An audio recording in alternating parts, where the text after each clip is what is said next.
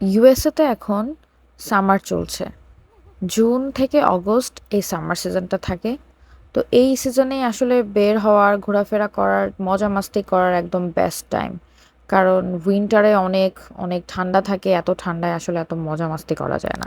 প্রেগনেন্সির জন্য এবং আফটার প্রেগনেন্সি রিকভারি টাইম সব কিছু মিলিয়ে আমি মেহমেদকে তেমন একটা সময় দিতে পারিনি, প্রায় 9-10 মাস। তো এখন একটু সময় দিতে পারি ওকে, ওকে নিয়ে একটু বের হই, একটু খেলতে যাই প্লেগ্রাউন্ডে, একটু ওকে নিয়ে বাসার সামনে হাঁটাচলা করি। তো সেটা নিয়েই আজকে একটা ভ্লগ শুরু করছি। আসসালামু আলাইকুম সবাইকে। আশা করি সবাই ভালো আছেন, সুস্থ আছেন। সবাইকে আমার এই সাধারণ ব্লগে ওয়েলকাম। বরাবরই আমার একদম ভাত মাছ আসে না ব্লগ থেকে। আমি জাস্ট সময় কাটানোর জন্য ব্লগ করি। সেই জন্য আসলে মন ভালো থাকলে বা আমার হাতে সময় থাকলেই আসলে এডিট করা হয়, আপনাদের জন্য আপলোড করা হয়। তো আজকে বলতে গেলে এরকমই একদম র্যান্ডম সব ভিডিও একদম জোড়াতালি করে আপনাদের দেখানো। এটা হচ্ছে ঈদেরও আগের ভ্লগ, কোরবানির ঈদের আগের ভ্লগ। তো এর মাঝে অলরেডি আপনারা অনেকগুলো ভ্লগ দেখে ফেলেছেন, লেটেস্ট, বাট এটা বলতে গেলে একটু ওল্ড। তখন আইজালও 2 মাসের, হয়তো বা একটু ছোট।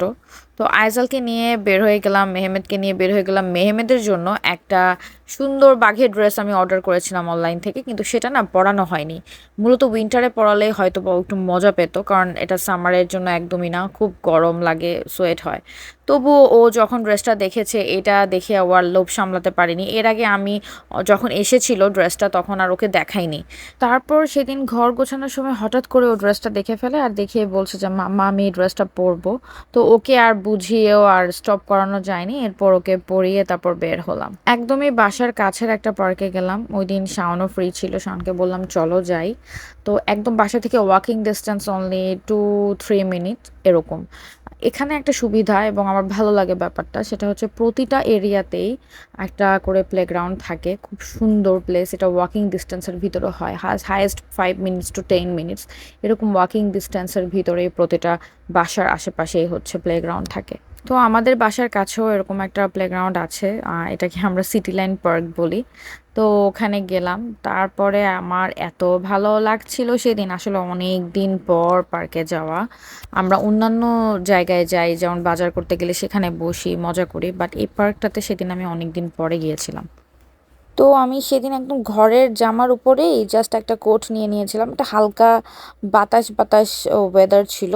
তো আমি সামার ফ্রেন্ডলি একটা কোট জাস্ট পরে দেন একটা খোপা করে নিয়েছিলাম। খোপাটা একদম নর্মাল বাঙালি খোপা যেটাকে বলে, খোপা পরে বের হয়ে গিয়েছিলাম।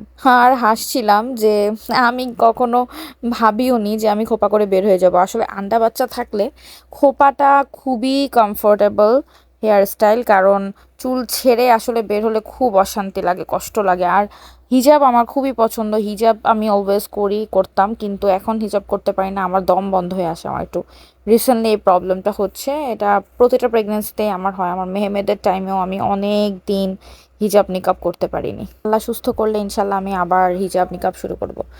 তো এখানে মোবাইল রাখতে যেয়ে একটা দুর্ঘটনা ঘটে, এই যে এখনই মোবাইলটা পড়বে, এই তো ঠাস মোবাইলটা পড়ে যায় আমার। আমি খুবই ভয় পেয়ে গিয়েছিলাম। আমার এটা ফোল্ড দিয়ে ভিডিও করছিলাম, আমার ফোল্ড পড়ে গিয়েছিল। আমি যে কি টেনশন করেছিলাম, বাট চেক করে দেখি আলহামদুলিল্লাহ ঠিক আছে।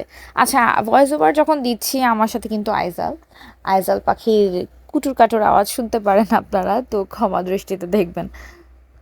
তো প্লেগ্রাউন্ডে যেই মেহমেদ খেলাধুলা শুরু করে দেয়, মেহমেদ অনেক এনজয় করছিল আসলে অনেক দিন পরে। আমি ভাবছিলাম যে ইস, ও গত বছর কত কষ্ট পেয়েছে। গত বছর কিন্তু ওর এই সময় পা ভাঙা ছিল। ও তো ওর পায়ের জন্য ও জাস্ট বসে থাকতো স্ট্রলারে, সবার খেলা দেখতো কিন্তু ও খেলতে পারতো না। ওর খুব কষ্ট হতো, আমি বুঝতাম। এবং ও মাঝে মাঝে খুব কান্না করতো, জেদ করতো যে ও যাবে প্লেগ্রাউন্ডেও খেলবে, কিন্তু জাস্ট নিয়ে গেলেও হাওয়া বাতাস খাওয়াতাম, কিন্তু ওকে উঠতে দিতাম না কোনো কিছুতে। কিছু কষ্টের কথা যেমন সারা জীবন মনে থাকে, এটা চাইলেও ভোলা যায় না, ঠিক তেমন লাস্ট ইয়ারের এই ইনসিডেন্টগুলো কিন্তু আমি কখনো ভুলবো না। 3টা মাস আমার উপর দিয়ে যে কি গেল, সবচেয়ে বেশি কষ্ট হতো মেহমেদের জন্য, কারণ মেহমেদ খেলতে পারতো না। একদম সামার টাইম ছিল, সেই সামার টাইম পুরাটা ও কাটিয়েছে জাস্ট স্ট্রলারে। আর বাসায় সারাক্ষণ বসে থাকতো, বেচারা দাঁড়াতে পারতো না, হাঁটতে পারতো না। ওর সব কিছু বাসায় মানে খুব খারাপ লাগতো ওর জন্য। কিন্তু আমি তাও খুব হাসি মুখে হ্যান্ডেল করেছি প্রতিটা সিচুয়েশন। ও কি বাবা, কি মাম্মাকে একটু ভয়েস ওভার দিতে দাও মা, তুমি না লক্ষ্মী বাচ্চা, আন্টিরা ওয়েট করছে তো। আচ্ছা আচ্ছা, ওকে ওকে, ভয়েস ওভার বাদ বাদ। হাইজলকে ঘুম পাড়িয়ে আবার আসলাম ভয়েস ওভার দিতে। তো যাই হোক, এই পার্কের একটা জিনিস আমার খুব ভালো লাগে, সেটা হচ্ছে এত গাছ আর গাছ, খুবই দারুণ। আমাদের ঢাকায় এরকম প্লেস হয়তো আমরা চন্দ্রিমাতে গেলে পাই, চন্দ্রিমা উদ্যান যেটাকে বলে, আগে তো জিয়া উদ্যান বলতাম। তো যে ওখানে গেলে পাই, তো এইখানে এইখানে জায়গায় জায়গায় এই ধরনের গাছপালা এত সুন্দর, মানে এরা তো রাস্তাঘাট মেইন মেইন রোডের আশেপাশে গাছপালাও রেখে দিয়েছে, কাটে না। কি সুন্দর ছোট ছোট ফুল, ঘাস, তারপর বিভিন্ন ধরনের গাছ, আমার খুবই ভালো লাগে আসলে। আর এই উম, বেগুনি ফুলগুলোর কোনো একটা ঔষধি গুণ আছে সম্ভবত, জানি না, জানলে আমি তুলে নিয়ে যেতাম বাসায়। একটা কথা, আপনারা যারা আমার ভ্লগ দেখেন তারা আমার লাইফের 5%ও দেখেন না। কারণ সোশ্যাল মিডিয়াতে সবাই তার ভালোটাই দেখায়, খারাপটা কিন্তু কেউ দেখায় না। তাই আমার ভ্লগ দেখে প্লিজ আপনারা ফেক এক্সপেকটেশন রাখবেন না। ভাববেন না যে আমি মনে হয় খুব ভালো আছি, আমার লাইফে মনে হয় কোনো দুঃখ নাই, আমার মনে হয় কোনো অসুখ বিসুখ নাই, এসব প্লিজ ভাববেন না। কারণ একদম আট আট 10টা মানুষের মতো আমিও মানুষ, আমারও দুঃখ হয়, আমারও ডিপ্রেশন হয়, আমিও মিস করি আমার বাবা মাকে, আমার বাচ্চা কাচ্চারও অসুখ হয়, আমারও অসুখ হয়, এটা একদম নর্মাল।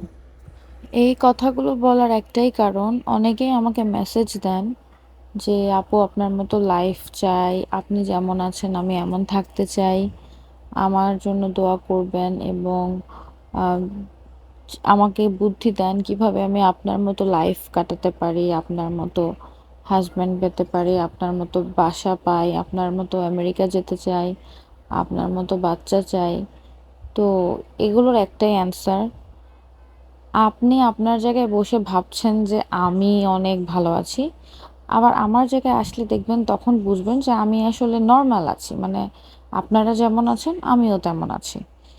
ওই ওই যে মালোমা ঝিলোজি গানটার কথা মনে আছে কিনা জানি না, ওখানে একটা লাইন আছে, আপনাদের ভালো করে খেয়াল করলে বুঝবেন। একটা লাইন এরকম আছে যে ওই যে র্যাপ যখন করে, র্যাপ সংটার ভিতরে লাইনগুলো আছে যে আপনি কি ভাবতেছেন ভাই আপনার নৌকায় লিক আছে, আমি তো দেখতেছি ভাই আপনার নৌকা ঠিক আছে। তো ব্যাপারটা এরকম যে আমাদের যার যার জায়গা থেকে মনে হয় আমাদের নিজেদের নৌকা মনে হয় লিক, অন্যের নৌকা মনে হয় ঠিক, কিন্তু অ্যাকচুয়ালি না। আমাদের সবার নৌকা তেমনই আছে যেমন থাকার কথা। আমরা জাস্ট নিজেদের জায়গা থেকে মনে করি যে সামনের মানুষটা ঠিক আছে, আর সামনের মানুষটা আবার আমাদেরকে দেখে মনে করে যে হ্যাঁ, ও তো মনে হয় ঠিক আছে, আমারটা মনে হয় লিক আছে। তো আসলে দিন শেষে কারোটাই লিক নাই, আর যদি লিক থাকেও সেটা নিয়েই আগাতে হবে। সবার লাইফে স্ট্রাগল আছে, সবারই কষ্ট আছে, সবারই দুঃখ আছে, দিন শেষে আবার সবাই হাসি দেয়, সবাই শত কষ্টের মাঝে ভালো থাকার চেষ্টা করে। অনেককেই বলতে শুনি যে এই শৈশবে যদি ফিরে যেতে পারতাম, বাট ভালো করে মনে করে দেখলে বুঝবেন যে শৈশবেও কিন্তু আমরা কষ্ট করেছি। যেমন আমি তো কখনোই শৈশবে ফিরে যেতে চাই না, উফ, এত পড়াশোনার চাপ, এত মায়ের এত বকা, কে যাবে শৈশবে, নো ওয়ে। এখনই ভালো আছে আলহামদুলিল্লাহ, প্রতিটা সিচুয়েশন, প্রতিটা বয়সে, প্রতিটা বছরে আমি আলহামদুলিল্লাহ বলি, আল্লাহর কাছে লাখ লাখ শুক্রিয়া জানাই। ও আচ্ছা, এখানের এই সিস্টেমটা আমার ভালো লেগেছে। আমি ইউরোপের কিছু ভিডিও দেখলাম, যে ইউরোপ আমেরিকা এসব জায়গায় দেখলাম যে এই পানি খাওয়ার সিস্টেম, মানে ওনাদের পানি এত পিওর যে এইভাবেই পাবলিক প্লেসে এরকম এরকম বেসিন দেওয়া থাকে, সেখান থেকে আপনি চাইলে পানি খেতে পারবেন, একদম বিশুদ্ধ পানি বিনা পয়সায়। আজকে অনেক অফ টপিক অন টপিক অনেক কিছুই বললাম। তো আমার ব্লগ একদম এলোমেলো আজকে, সবাই প্লিজ ক্ষমা সুন্দর দৃষ্টিতে দেখবেন, কোনো ভুল বলে থাকলে ক্ষমা করবেন, আর শুধরে দেওয়ার চেষ্টা করবেন। আর যদি ঠিকঠাক বলি তাহলে তো বললামই। তো আজকে ব্লগটা অনেক বড় হয়ে গিয়েছে, আশা করি আপনাদের একটু হলেও ভালো লেগেছে, যদি ভালো লাগে কমেন্ট করে জানাবেন। আর কে কোথা থেকে ব্লগটা দেখছেন আমাকে জানাতে একদমই ভুলবেন না। ভালো থাকেন সবাই। আল্লাহ হাফেজ।